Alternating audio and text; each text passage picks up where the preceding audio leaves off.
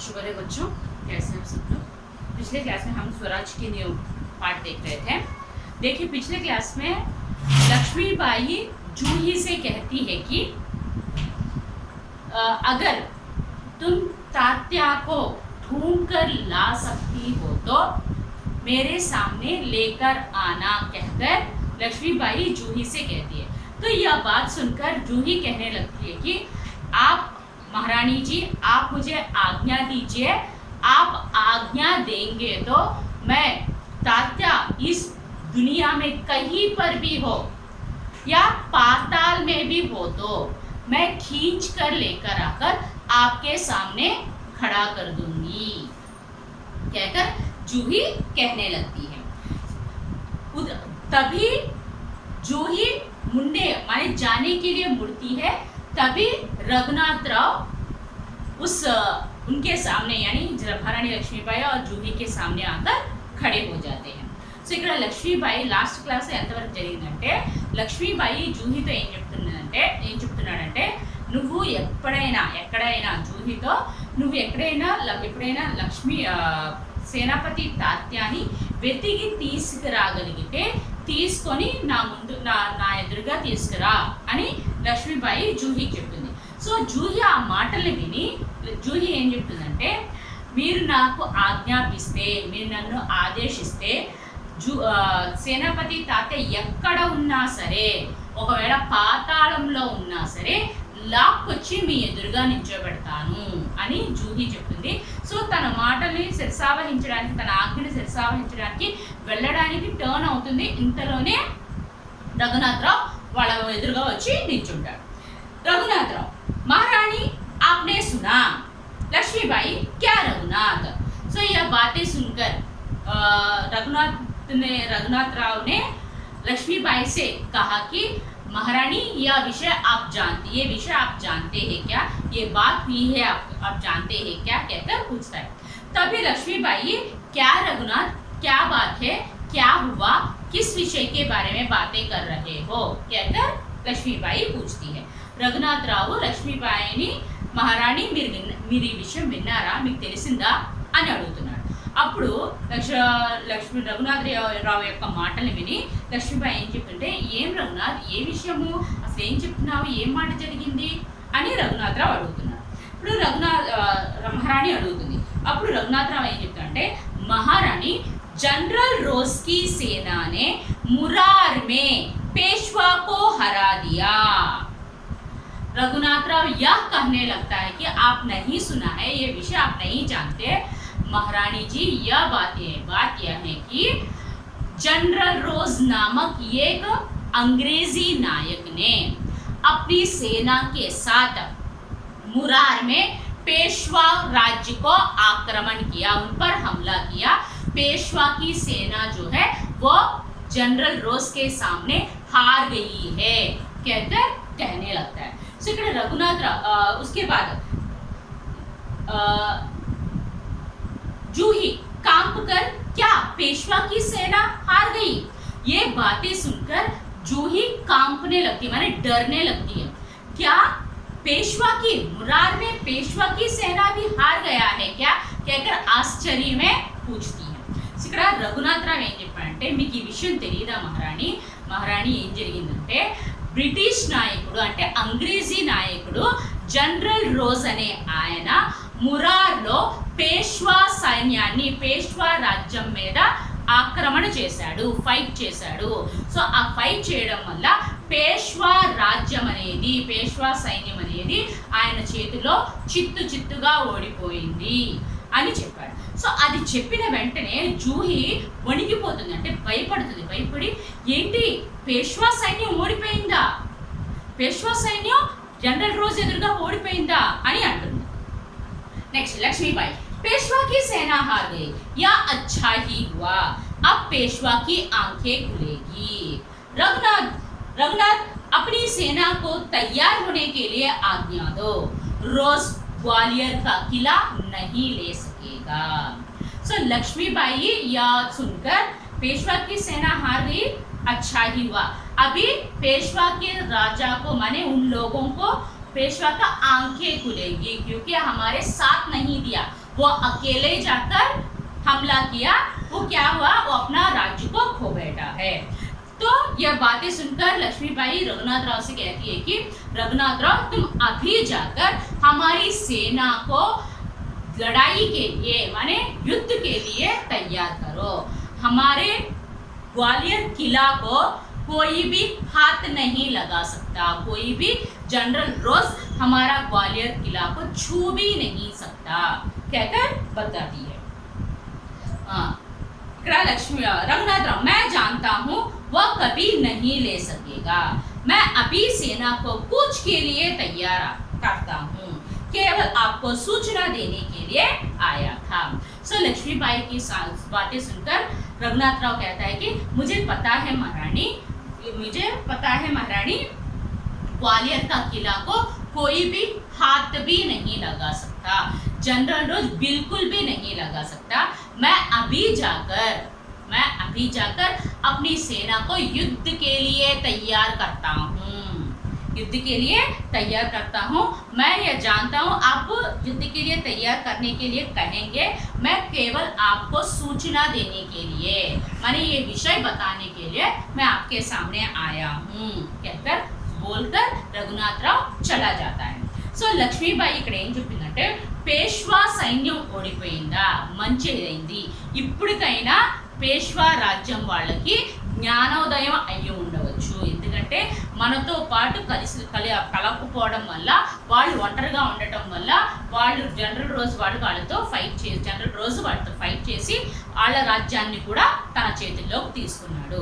ఇప్పుడు వాళ్ళకి జ్ఞానోదయం అవుతుంది అని చెప్పి లక్ష్మీబాయి ఏం చెప్తుందంటే రఘునాథ్ రావుతో, నువ్వు ఇప్పుడే వెళ్ళి మన సైన్యానికి యుద్ధానికి రెడీ చెయ్యి అని చెప్తుంది. అలా జనరల్ రోజు మన గ్వాలియర్ కోటని తన చేతుల్లోకి ఎప్పుడు కూడా తీసుకోలేడు.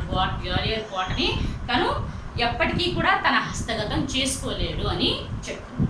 నెక్స్ట్ రఘునాథ్ రావు విని లక్ష్మీబాయి యొక్క మాటలు విని, నాకు తెలుసు మహారాణి, ఎప్పటికీ కూడా తీసుకోలేడు, ఎప్పటికీ కూడా మన రాజ్యాన్ని అంటే మన గ్వాలియర్ కోటని తన హస్తగతం ఎప్పటికీ కూడా చేసుకోలేడు. కానీ నేను ఎందుకు వచ్చానంటే ఈ విషయాన్ని మీకు తెలియజేయడానికి వచ్చాను. నేను ఇప్పుడే వెళ్ళి మన సైన్యాన్ని యుద్ధానికి రెడీ అవ్వమని చెప్తాను, నేను మీకు సూచన ఇవ్వటానికి మాత్రమే వచ్చాను అని చెప్పి రఘునాథ్ రావు వెనక్కి తిరిగి వెళ్ళిపోతాడు. లక్ష్మీబాయి और जूही तुम भी जाओ, सहसा बाहर देखती है, लेकिन ठहरो, शायद सेनापति तात्या इधर ही आ रहे हैं। लक्ष्मीबाई ये बात हो गया, रघुनाथ राव चले गया। अभी लक्ष्मीबाई जूही से कहती है कि जाओ जूही, तुम अब जाकर तात्या को लेकर आओ, वो कहकर कहने लगती है। फिर बाहर देखी तो उनको कोई व्यक्ति आ रहा जैसा दिख रहा है। तो वो कौन है? लक्ष्मीबाई को लगता है वो तात्या ही यहाँ पर आ रहे हैं। तो जूही बाहर देखकर, हाँ ये तो सरदार तात्या ही है, सरदार तात्या का प्रवेश। जूही भी माने जब लक्ष्मीबाई बाहर देखकर रुको कोई आ रहा है, शायद तात्या ही आ रहा है कहकर बोलने पर जूही भी बाहर देखती है तो हाँ ये तो सरदार तात्या ही है कहकर कहती है। इतने में सरदार तात्या अंदर आ जाते हैं। ఇక్కడ లక్ష్మీబాయి ఏం చెప్తుందంటే, ఆ రఘునాథ్ రావు వెళ్ళిపోయిన తర్వాత లక్ష్మీబాయి జూహీకి, నువ్వు ఇప్పుడు వెళ్ళి సేనాపతి తాత్య ఎక్కడైనా ఉంటే తీసుకొని రా అని చెప్తుంది. అంతలోనే తను చెప్తూ ఉండగానే బయటకు చూడగానే తను ఏదో ఒక వ్యక్తి వస్తున్నట్టుగా కనిపిస్తారు. ఆ వ్యక్తిని చూసి ఆగు జూహీ, సేనాపతి తాత్యానే ఇక్కడికి వస్తున్నట్టున్నాడు అని. ఆ మాటలు విన్న వెంటనే జూహీ కూడా బయటకు చూసి అవును అది సర్దార్ తాత్యానే అని చెప్తుంది. అంతలోనే సర్దార్ తాత్య లోపలికి వాళ్ళిద్దరు ఎదురుగా వస్తాడు. लक्ष्मीबाई, कहिए सरदार तात्या, आज आप इधर कैसे भूल पड़े?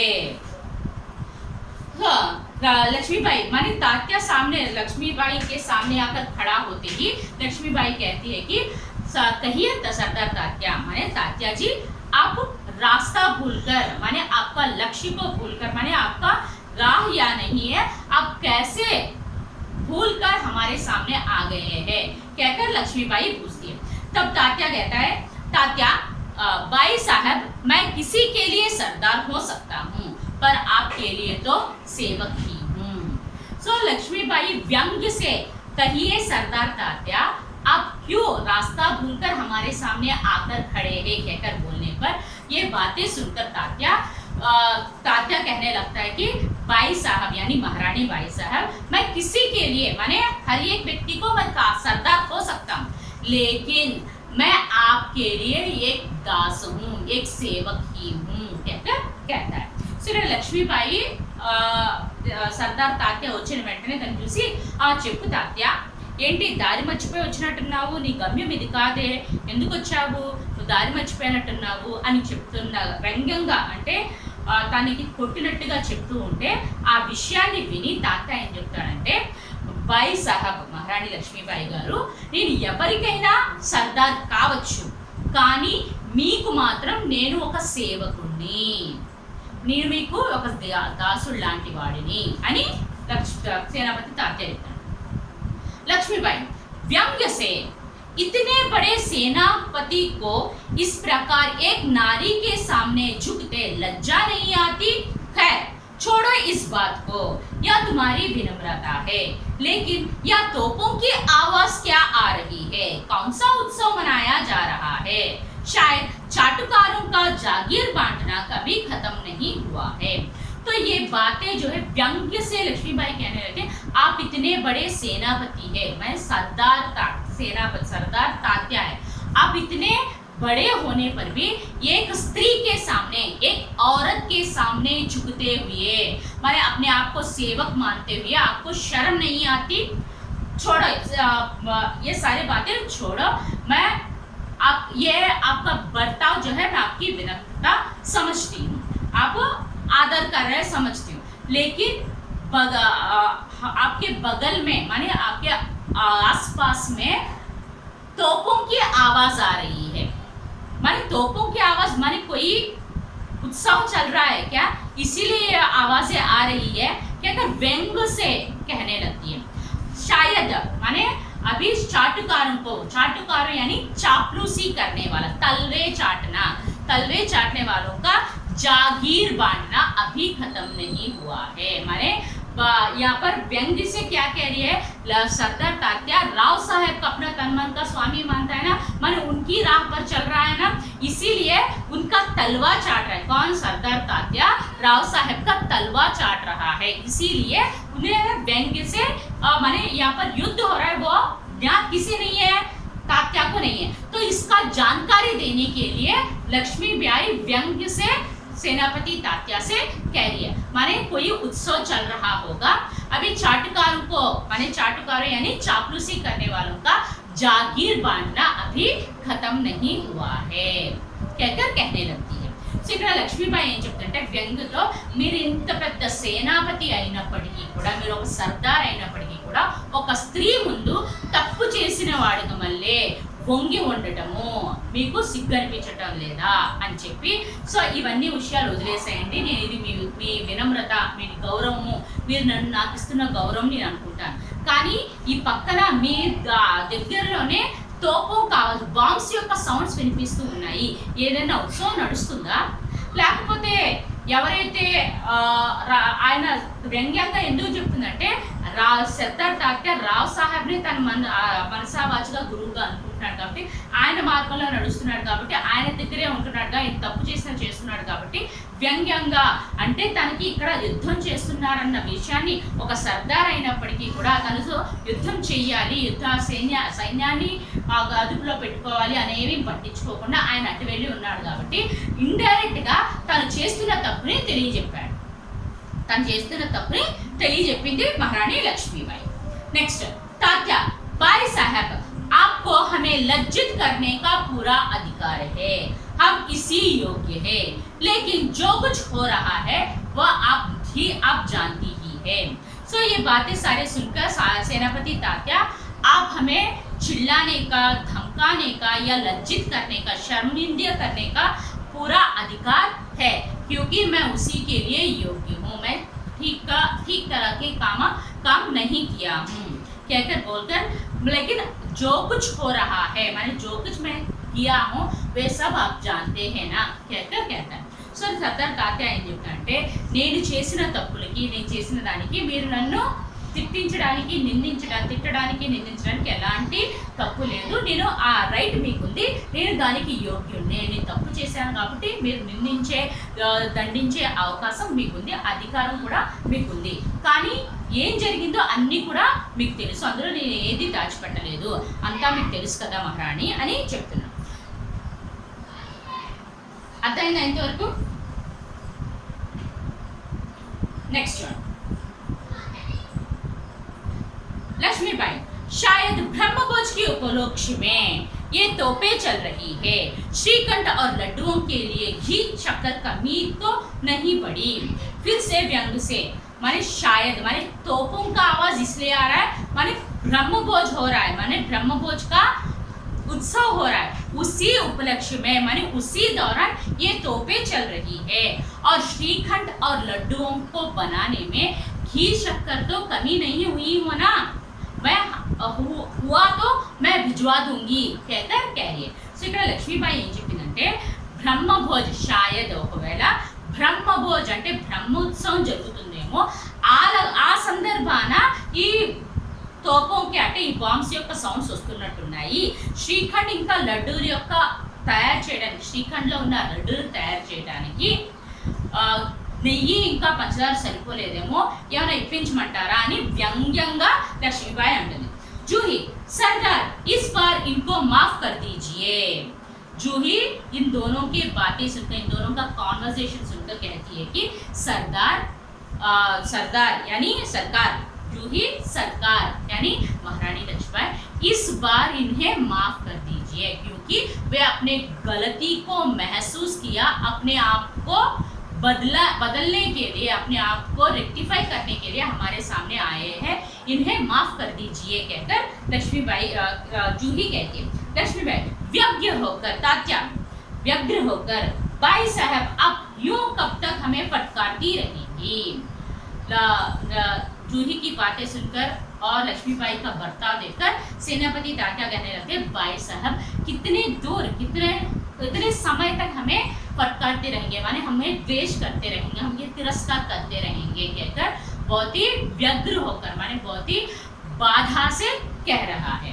సో ఇక్కడ లక్ష్మీబాయి ఏం చెప్పిందంటే బ్రహ్మోత్సవం జరుగుతుందేమో ఆ సందర్భాన ఇక్కడ ఈ బౌండ్స్ యొక్క సౌండ్స్ వినిపిస్తున్నాయేమో, అంటే ఈ శ్రీఖండ్ ఇంకా లడ్డూలు తయారు చేయడానికి పంచదార నెయ్యి సరిపోయిందో లేదో పంపించమంటావా అని లక్ష్మీబాయి వ్యంగ్యంగా, అంటే అక్కడ యుద్ధం జరుగుతుంది అన్న విషయాన్ని తెలియజేయడానికి తను ఇంతవరకు రాలేదు అన్న బాధతో లక్ష్మీబాయి వ్యంగ్యంగా మాట్లాడుతుంది. సో ఇక్కడ యుద్ధం కాదు, బ్రహ్మోత్సవం జరుగుతుంది. ఆ బ్రహ్మోత్సవం సందర్భాన ఈ బాంబ్స్ ఏమైనా అవుతున్నాయేమో, సో ఇంకా ఈ లడ్డూలు తయారు చేయడానికి పంచదార నెయ్యి సరిపోయిందో లేదో పంపించమంటారేమో అని వ్యంగ్యంగా మాట్లాడేసరికి జూహీ వీళ్ళిద్దరి యొక్క కాన్వర్జేషన్ విని, ఎవరి కాన్వర్జేషన్, లక్ష్మీబాయి ఇంకా సర్దార్ తాత్య యొక్క కాన్వర్జేషన్ విని, సర్కార్ అంటే రాణీజీ ఈసారికి ఆయన్ని క్షమించండి, ఆయన తన తప్పును తెలుసుకొని తను రెక్టిఫై చేసుకోవడానికి తను చేసిన తప్పుని పశ్చాత్తాపడి మన ఎదురుగా వచ్చాడు, సో ఈయన్ని క్షమించండి అని చెప్పారు. సో ఆ మాటల్ని విన్న లక్ష్మీబాయి యొక్క బిహేవియర్ని, జూహీ యొక్క మాటలు విన్న సర్దార్ తాత్య చాలా బాధతో ఇంకెన్నాళ్ళు నన్ను దూరం పెడతారు మహారాణి, ఇంకెన్నాళ్ళు నన్ను ద్వేషిస్తూ ఉంటారు, ఇంకెన్నాళ్ళు నన్ను తిరస్కరిస్తూ ఉంటారు, సో నన్ను ఎన్నాళ్ళు ఇలా చేస్తూ ఉంటారు అని చెప్పగానే లక్ష్మీబాయి तो मैं भी तैयार हूँ. लक्ष्मीबाई ने कहते हैं, लक्ष्मीबाई तो मैं भी तैयार हूँ तात्या, तुमसे मुझे बहुत आशाएं थी, तुम्हारे रहते यह सब क्या हो गया. सो लक्ष्मीबाई अभी कहने लगती है तो मैं भी तैयार हूँ तात्या, मैं तुमसे बहुत एक्सपेक्टेशन से, बहुत सारे आशाएं, माने तुम्हारी सहायता से, तुम्हारी आशा, तुमसे मिलकर हम इस धरती को स्वतंत्रता बनाना चाहते हैं और हमारे देश के वासियों को स्वतंत्रता दिलाना चाहते हैं, हम अपने स्वराज्य को पाना चाहते हैं, यही आशा है मैं तुमसे, लेकिन तुम्हारे रहते या क्या हो गया तात्या कहकर आश्चर्य से पूछ रही है. जो सरकार जूही कहती है, सरकार ये स्वामी भक्त है. फिर से जूही कहने लगती है, सरकार यानी महारानी जी ये स्वामी भक्त है, माने राव साहब के भक्ति है कहकर कहने लगती है. లక్ష్మీబాయి ఏం చెప్పిందంటే అయితే నేను కూడా రెడీగా ఉన్నాను సర్దార్ తాత్య, నీ నుండి నేను చాలా ఆశిస్తూ ఉన్నాను, చాలా ఆశలు ఉన్నాయి నీ మీద నాకు. నువ్వు నీ వల్ల అంటే ఏ ఆశలు అంటే నీ ద్వారా అంటే నీ సహాయతతో నీతో కలిసి మన దేశంలో ఒక ప్రజలకి స్వతంత్రతని ఇవ్వాలని, మన దేశంలో ఉన్న ప్రజలకి హ్యాపీనెస్ ఇవ్వాలని, మన స్వరాజ్యాన్ని మళ్ళీ పొందాలని ఆశలు నాలో ఉన్నాయి. నువ్వు ఉన్నప్పటికీ కూడా మన రాజ్యంలో ఏ విధంగా మారిందో చూసావా, ఎలా ఉందో చూసావా అని అడుగుతుంది. జూహి ఏం చెప్పిందంటే ఆ మాటలు విని, సర్కార్ మహారాణీజీ ఈయన స్వామి భక్తుడు అంటే ఈయన స్వామి భక్తుడు అంటే ఆయన రావు సాహెబ్ని స్వామిగా అనుకుంటున్నాడు కాబట్టి ఆయన చెప్పిన మాటల్లోనే ఆయన వింటున్నాడు. సో ఆయన స్వామి భక్తుడుగా మారిపోయాడు అని చెప్పి. నెక్స్ట్ లక్ష్మీబాయి, లేకిన్ ఆజ్ హమే దేశభక్తుం కి ఆవశ్యకత హై. కానీ ఈరోజు మనకి ఎవరి అవసరం ఉంది?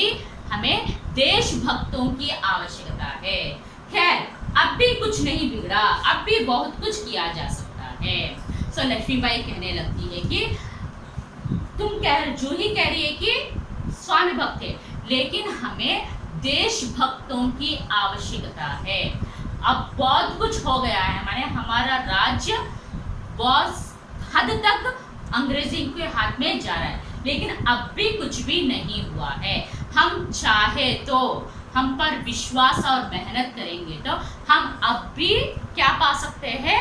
स्वराज्य को पा सकते हैं कहकर कहने लगती है. సో ఇక్కడ తను ఏం చెప్పిందంటే లక్ష్మీబాయి, నువ్వు చెప్తున్నావు ఆయన స్వామి భక్తుడు, కానీ ఇప్పుడు మనకి దేశభక్తుల యొక్క అవసరం ఉంది. సో ఈ దేశభక్తులతోనే మనం ఏమైనా చేయొచ్చు.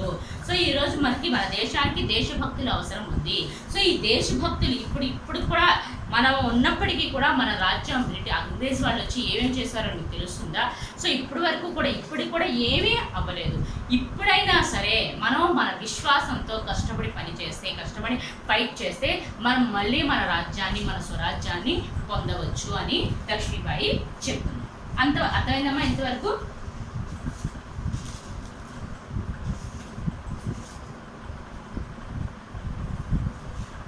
హోంవర్క్ చూడండమ్మా.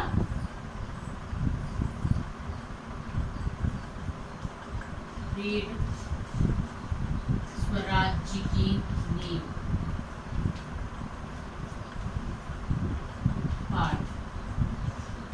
రీడ్ స్వరాజ్య కి నీవ్ పార్ట్. ఇప్పుడు వరకు ఎంతవరకు చెప్పానో అదంతా కూడా ఒకసారి చదవండి.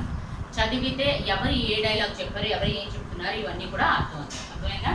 సో హోంవర్క్ స్వరాజ్య కి నీవ్లో ఉన్న పార్ట్ ఇప్పటి వరకు చెప్పిందంతా కూడా ఒకసారి రివైజ్ చేయండి, చదవండి. ఓకే, నెక్స్ట్ క్లాస్లో రిమైనింగ్ చెప్పుకుందామా.